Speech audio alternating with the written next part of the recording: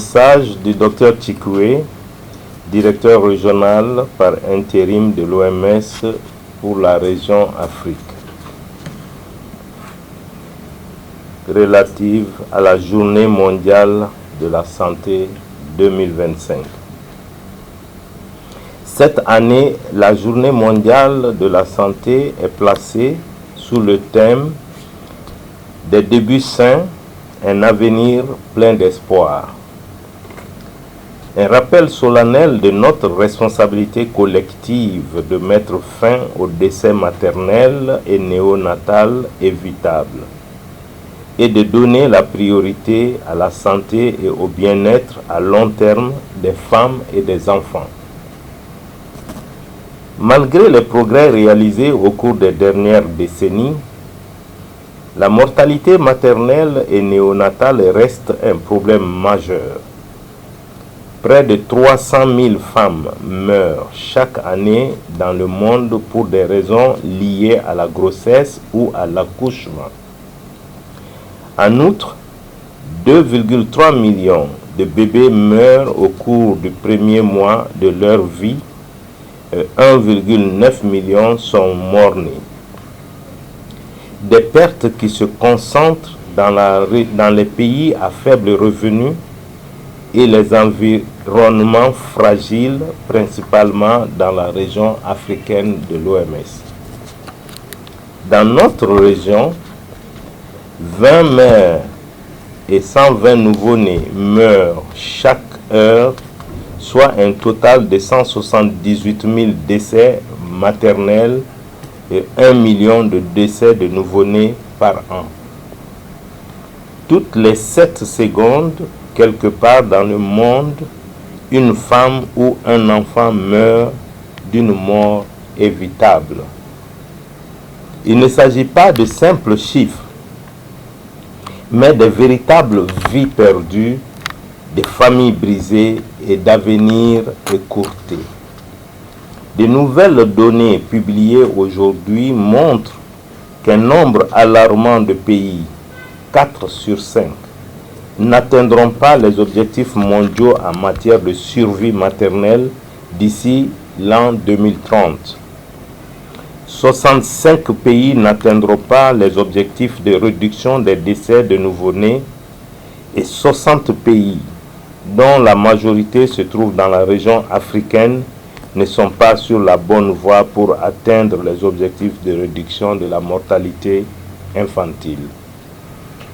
La campagne Un départ sain, un avenir plein d'espoir marque le début d'une année de campagne dans toute la région africaine, renforçant les droits de chaque femme et de chaque enfant à survivre et à s'épanouir. Elle s'appuie sur les préoccupations des États membres exprimées dans la résolution 77.5 de l'Assemblée mondiale de la santé et s'aligne sur notre objectif collectif d'accélérer les progrès vers les objectifs de développement durable pertinents. Les pays progressent et il y a de l'espoir. La formation des agents de santé se développe, se renforce. Les services de soins maternels néonatals sont renforcés et les innovations numériques améliorent l'accès aux soins.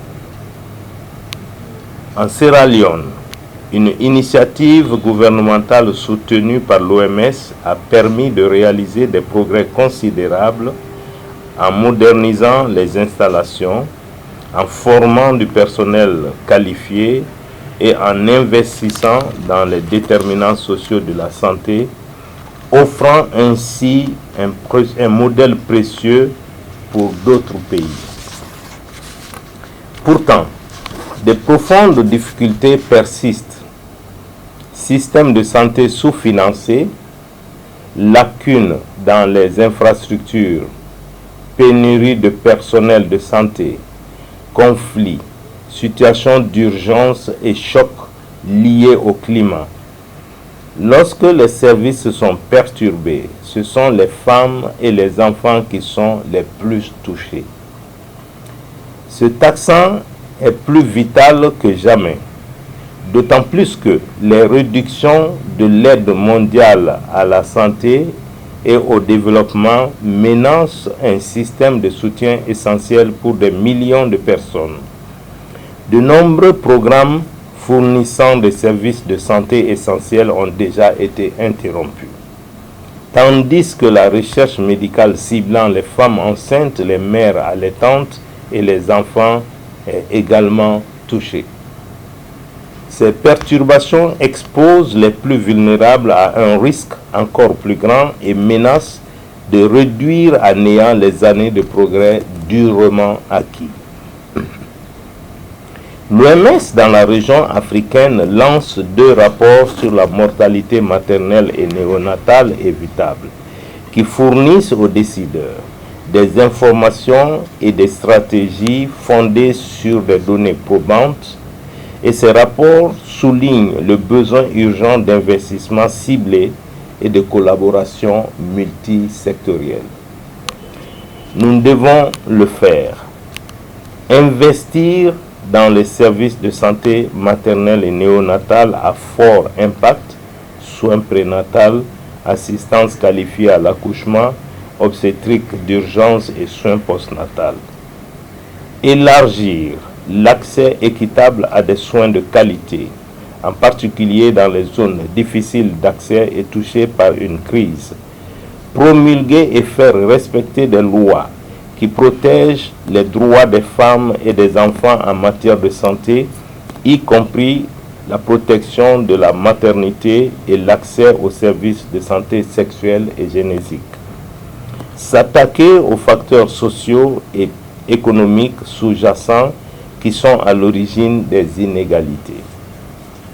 Renforcer la responsabilité, la coordination et l'innovation à tous les niveaux. Chaque dollar investi dans la santé de la mère et du nouveau-né a des retombées importantes, des familles en meilleure santé, des sociétés plus fortes et la croissance économique. En cette journée mondiale de la santé, réaffirmons notre engagement à faire en sorte que chaque mère et chaque bébé en Afrique ait un départ sain et un avenir plein d'espoir. Je vous remercie.